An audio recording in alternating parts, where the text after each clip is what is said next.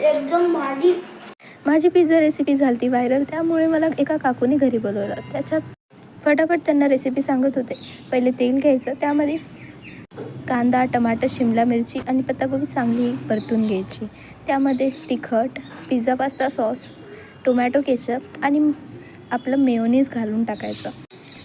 सगळ्यांना चांगलं परतून घ्यायचं आणि स्टफिंग बनवून घ्यायची. नंतर बेस घ्यायचा.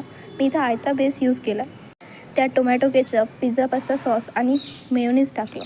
चांगलं स्प्रेड करून घेतलं आणि चांगलं असं बनवून घेतलं आपण जसं. त्यानंतर आपली स्टफिंग त्यावर टाकायची आणि पूर्णपणे पसरून घ्यायची आणि चीज ग्रेट करून टाकायचं. ही रेसिपी एकदम वेगळी आहे पिझ्झाची आणि युनिक असल्यामुळे सगळ्यांनाच ही आवडली होती. त्यामुळे ह्या काकूनी मला घरी बोलवून घेतलं होतं. चांगलं त्यानंतर स्टफिंग पसरून घेतल्यानंतर त्याच्यावर चीज टाकायचं होतं.